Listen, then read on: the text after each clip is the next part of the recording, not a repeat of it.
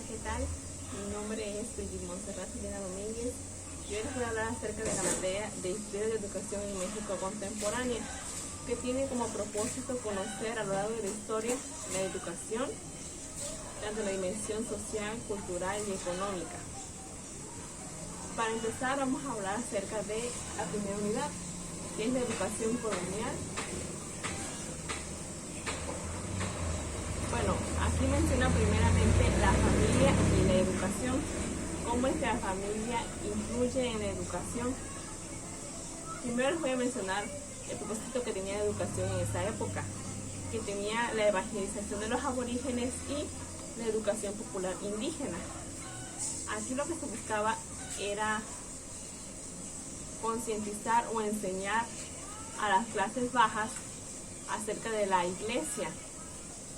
Dice que la educación popular indígena, su objetivo era evangelizar a los indios para que ellos conocieran nada más acerca de rasgos de la iglesia.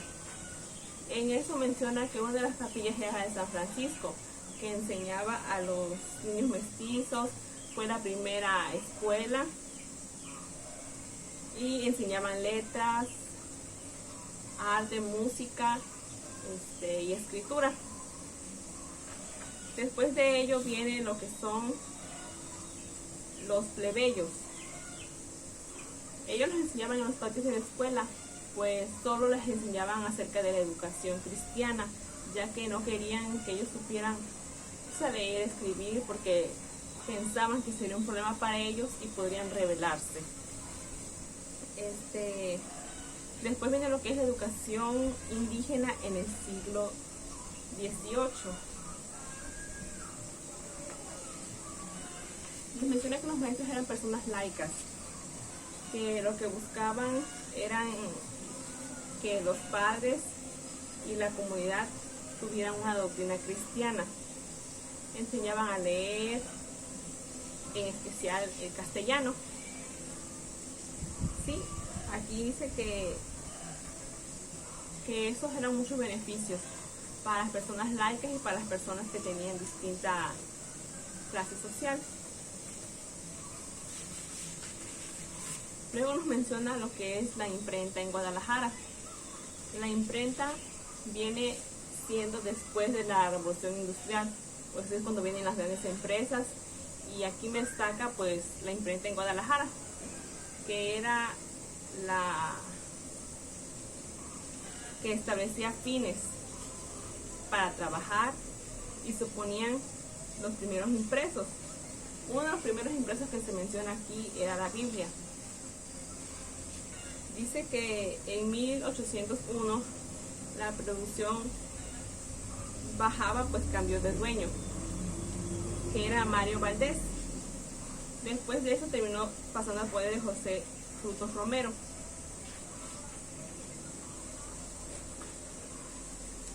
La imprenta tuvo una gran importancia debido a que se buscaba implementar trabajos, ¿sí? Y después de ello viene lo que es la educación franciscana. Dice que los primeros franciscanos eran frailes que venían de la Nueva España entre los años 1523 y 1536. Su principal objetivo era la evangelización de los nativos. Ellos tuvieron como objetivo varios proyectos educativos, que eran reorganizar la social de los pueblos indios. Dice que los principales indígenas a educar eran los indios. Pues lo que en esa época se buscaba era, cuando vino la época de la colonia, que los españoles vinieron a colonizar a México. Entonces ellos buscaban, cuando llegaron aquí eran personas indígenas, indios, y lo que ellos buscaban era principalmente que ellos aprendieran sobre la evangelización, la cristianización, y fue donde entró aquí la Iglesia Católica. Sus hijos eran nobles y su objetivo era dar seguridad a la clase dominante. La clase dominante pues eran los que venían a colonizar, los que tenían una clase más alta. Ellos tenían clases en sus escuelas 2 veces al día y les enseñaban la doctrina de la lectura, la escritura, el castellano y el latín. cantos de la iglesia, oraciones para servir y ayudar en las misas. Nos menciona que la clase común en los franciscanos daban clases diariamente, después de misa, atrás de la iglesia, donde aprendían doctrinas y oraciones. Esto era lo que buscaba la educación franciscana. Luego viene en la misma unidad la cultura de la ilustración y las ideas de gratuidad, obligatoriedad y universalidad de 1780 a 1821. Aquí nos dice que se empieza a insistir en la idea de educación en la sociedad y además presentar aquellas élites ilustradas y el progreso de transformación de la sociedad. Aquí buscaba más que nada un amor a la patria, ¿sí? Buscaba que los gobiernos fuesen justos y bondadosos, que todas las escuelas sean públicas y gratuitas para todos y se ocuparan de la organización, administración y financiamiento, ¿sí? La cultura de la ilustración buscaba que la educación se volviera gratuita, que se volviera un amor para las personas, para los que estaban ahí, ¿sí? Bueno, ya de ahí viene lo que es la segunda unidad. Ya en la segunda unidad vamos a hablar acerca del siglo XIX. Vamos a hablar acerca del siglo XIX en adelante. Y nos menciona cómo era el ciclo escolar en el siglo XIX, ¿sí? Dice que los sistemas nacionales escolarizados eran de los países europeos, como les había mencionado más anterior. Que los planes de estudio enseñaban unas bases para mantener un orden en la enseñanza, ¿sí? Tener y buscar disciplina. Dice que el niño debía desarrollar facultades, habilidades naturalmente. Y mencionaba que además de eso, la vida escolar era un proceso, una ayuda al proceso de la enseñanza, ¿sí? Nos menciona, de aquí viene lo que es la prensa pedagógica, ¿sí? Dice que en la prensa pedagógica, la revista de los niños y de otras los distintos maestros era la división de hechas con fin de análisis y ámbitos de todo el sentido educativo, ¿sí? Esta prensa pedagógica tiene como pionera un personaje que es Luz Delina Galván, ¿sí? Quien actualmente revisa las publicaciones para los niños y fueron ideadas para los profesores, ¿sí? Mencionaban impresos para la ayuda de la educación a los niños. De ahí había 3 tipos de publicaciones escolares: las espaciales, las publicaciones de cortos números de páginas y las que ofrecían información actual. Aquí nos menciona que son impresos acerca de la educación, acerca de la pedagogía y enseñanza, para cómo enseñar, y que estas obligaciones tienen la bondad de ofrecer información actual, constante y hechos y acciones e ideas, ¿sí? Como les mencionaba, busca tener información actualizada, buena, concreta y que estén constantes hechos, ¿sí? Que tenga una validez en el entonces de la impresión, ¿sí? Después de ello viene lo que son las mujeres y la educación superior. Cuando hablamos de las mujeres y la educación superior, mencionamos cómo es que la mujer a lo largo del tiempo ha logrado tener el derecho de tener una educación superior, porque nos mencionaba antes que las mujeres no tenían derecho a estudiar. En la época colonial no tenían derecho a estudiar. Solo estudiaban los hombres y las mujeres se dedicaban al quehacer del hogar. Entonces aquí en el siglo XIX entran las mujeres que lucharon para que pudiéramos, en este caso yo mujer, pudiera tener una educación superior, ¿sí? No nada más la educación básica y estar en el hogar, ¿sí? Sino puede prepararse profesionalmente. Pues ya que las mujeres se consideraban inferiores que los hombres, Había escuelas primarias donde las mujeres les enseñaban a leer, a escribir y la doctrina cristiana.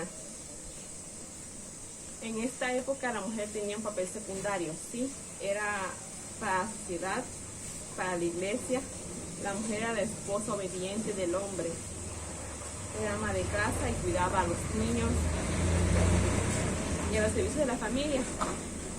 Entonces, en este contexto, las principales pioneras de la educación fueron Matilde Montoya, Columba Rivera, Guadalupe Sánchez, Soledad Regules, María Asunción Sandoval de Zarco y Dolores Rubio Ávila, quienes presentaron un cambio importante histórico en el país, ¿sí?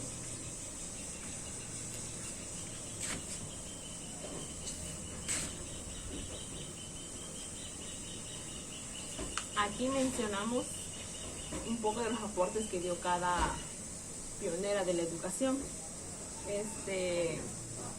Matilde Montoya sirvió para que las mujeres tuvieran acceso a la educación profesional. Menciona que fue la primera mujer que entró a la educación superior y tuvo ayuda de Porfirio Díaz, quien apoyó y movió las reformas para que ella pudiera estudiar, ¿sí? Después viene lo que fue Columba Rivera. Fue una de las primeras estudiantes del Centro de Literatura de Hidalgo. También se dispuso a estudiar carreras de medicina y fue apoyada por el gobierno del estado con recursos económicos. Después viene lo que fue María Asunción Soledad de Zarco. Ella fue la única mujer abogada que tuvo en ese entonces el país. Después sigue lo que fue Dolores Rubio.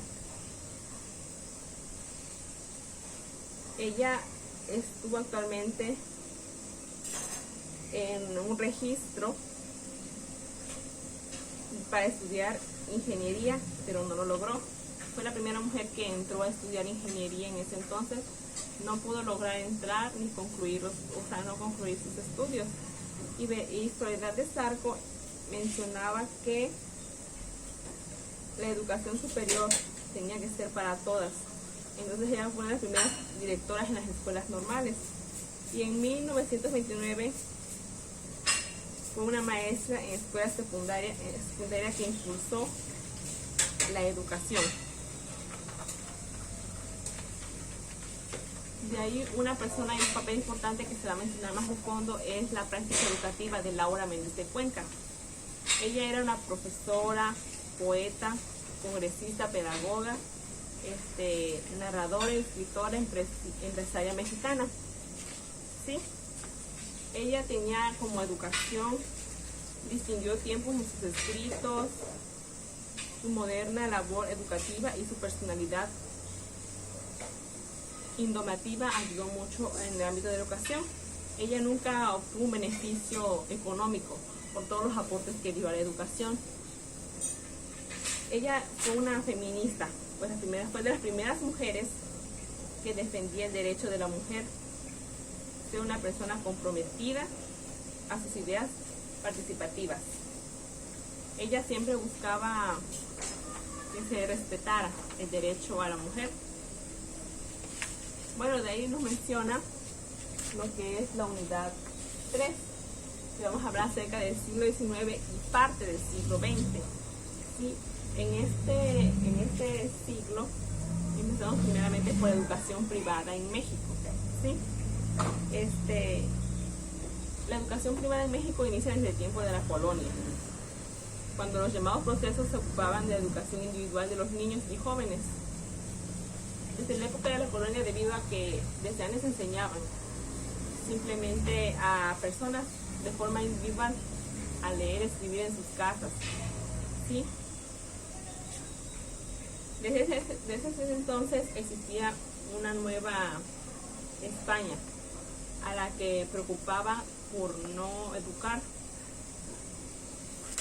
Entonces aquí dice que la independencia no interrumpió la comunidad del proceso, sino que en el mundo hispánico la educación encontraba su razón de ser en la tradicional católica, ¿sí? Después viene lo que fue la educación técnica, ¿sí? Aquí en la educación técnica hubo muchos desacuerdos con las universidades debido a que pues les afectaba mucho, porque muchas personas ya no se iban a la universidad, sino se ponían a estudiar algo técnico, que era algo que ya ayudaba a establecer un conocimiento más concreto acerca de algo. Pues esto exigía mucho el avance tecnológico. Debido a la revolución industrial se necesitó mucho de la educación técnica para poder trabajar acerca de algo concreto, debido a estas exigencias de la tecnología. Después viene la participación de los padres de familia en la educación.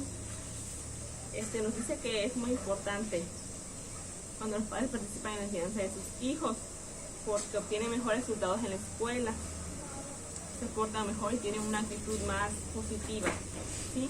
Es importante que los padres se involucren, porque es la clave para el desarrollo del alumno, pues ofrece muchos beneficios, ya no nada más el conocimiento de lo que el maestro enseña, sino también lo que el padre puede aportar de conocimiento, la manera en que puede interactuar y hacer de la educación y de los trabajos algo más gustativo para los niños, algo más con ánimo, con más ganas de saber que es algo bueno que pueda seguir para ellos, donde los padres le dan un poco de aliento acerca de esto, ¿sí? Nos mencionan aquí los niveles de estudio que eran básicos en ese entonces, que era la escuela primaria, preescolar, primaria y secundaria, que eran los niveles que en ese entonces eran obligatorios y que hasta ahorita siguen siendo, ¿sí?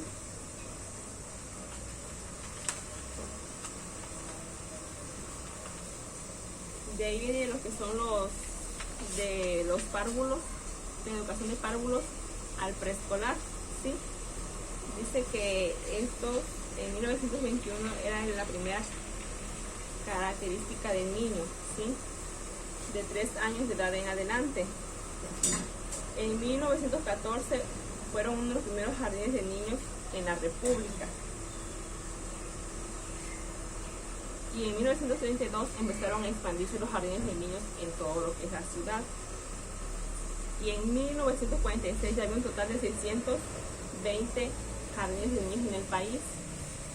Esto se fue haciendo más grande, empezando por la ciudad, luego en cada estado se fue haciendo un preescolar y así sucesivamente hasta la época actual, que tenemos varios preescolar, porque antes decían que no era algo importante, pero es una educación temprana, ¿sí? para los alumnos y para su desarrollo en el aprendizaje. Después viene lo que es la educación superior en el siglo XX. Dice que consiste en la formación de profesionales y especialistas en diversos campos de conocimiento. Pues cuando conocemos la educación superior, hace profesionales a las personas en una cierta área de educación o de especialidad, ¿sí? Pues esto involucra procesos sociales, económicos, políticos, culturales y actividades para la concepción y gestión. Dice que aquí tiene algunos retos, que son llegar a todos los puntos de México, llegar a todos los lugares de México para que las personas tengan el acceso a la educación superior, ¿sí? El proceso de estructuración de un sistema de educación superior diverso y está ligado a ciertas políticas. Menciona que el desarrollo y fortalecimiento del apartado productivo procesado a la educación superior como una estrategia fundamental en la normalización de la economía. Nos dice que de forma en la educación de la economía, pues ayuda a veces en muchos aspectos económicos tener una especialización en cierta área para las industrias y lugares de ese proceso.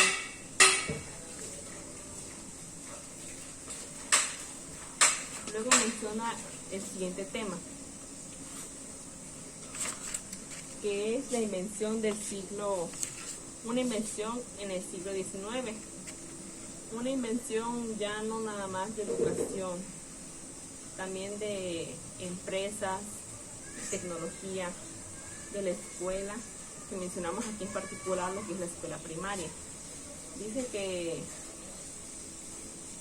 como hoy la conocemos, es un espacio especializado en la difusión de tiempo apropiado con un grupo de alumnos de edades similares, con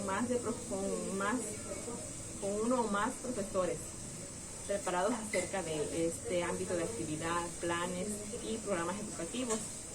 Como hoy la conocemos, una escuela primaria que es un lugar, un espacio de enseñanza. Y claro que tiene que tener alumnos pues de edades similares, con distintos grados, que hasta hoy se conocen que son 6. Y pues es un lugar donde hay uno o más profesores que nos ayudan acerca de un programa de estudio a tener cierto conocimiento. ¿Sí? Dice que es un espacio acotado, el espacio escolar, los actores escolares y el tiempo escolar. Dice que en este periodo se suceden distintas transformaciones, casi impredecibles en la educación básica, el orden, las ideas y prácticas escolares. Nos menciona también que en la sociedad mexicana aprendió a darle nombre a su escuela primaria. Eso lo sabemos, ¿no? Aquí en México las escuelas primarias tienen nombres, ya sean nombres de, pues, a personajes importantes en la historia de la educación, como igual fechas importantes. Por ejemplo, está la escuela Moisés de Sáenz, la escuela Margarita Couret, la escuela Aaron Sáenz Garza, la José Ortiz Domínguez. Eso dicen que más particularmente lo hacen en México. ¿Sí?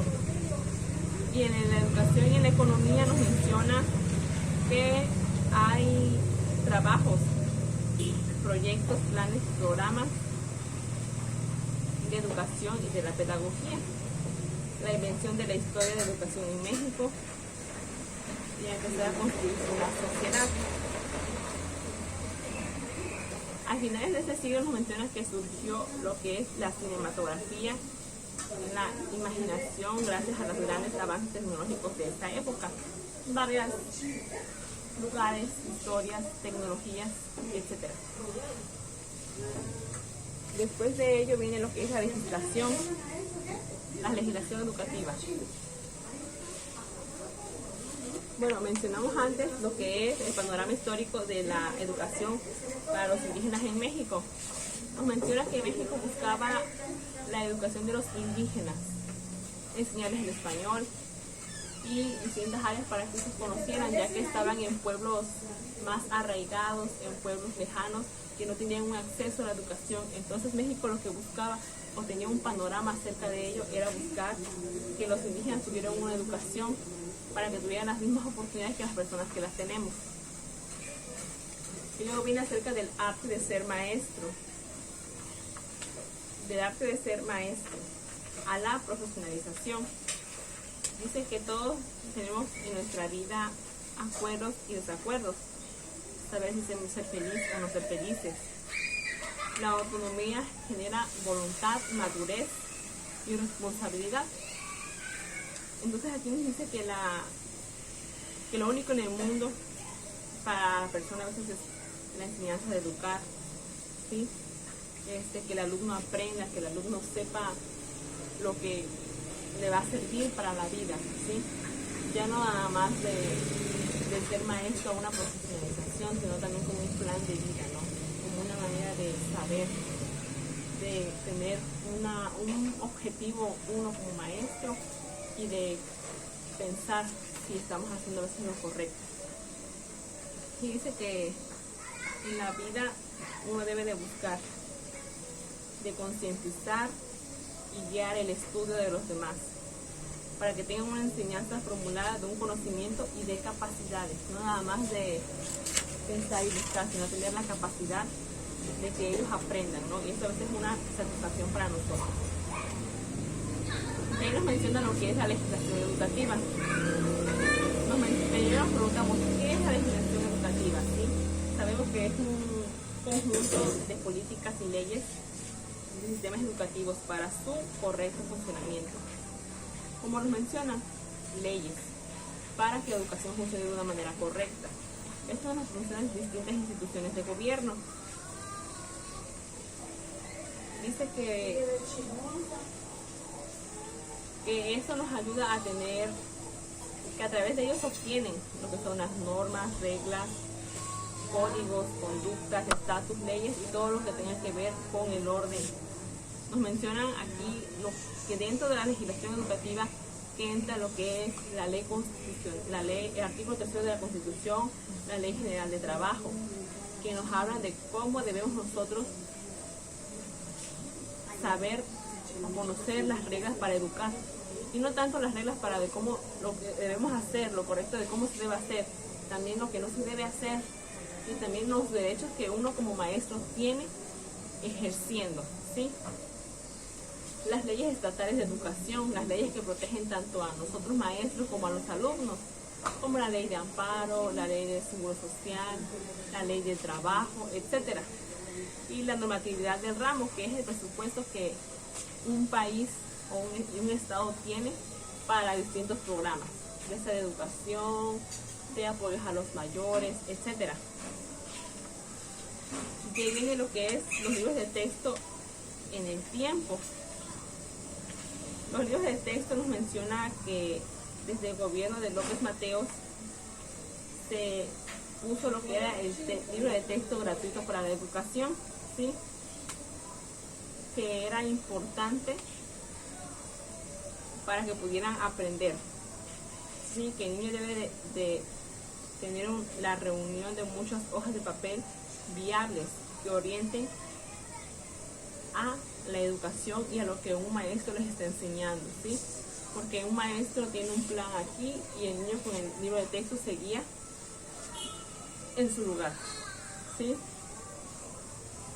Nos menciona la importancia de contar con un método de enseñanza, ya sea de forma antigua, concepción de educar, un libro, tener un maestro, para poder tener una guía y un arte de las preguntas y de las respuestas. Para el maestro, la participación de análisis profundo y sagaz. Sí, para el libro de texto fue gratuito desde Adolfo López Mateos.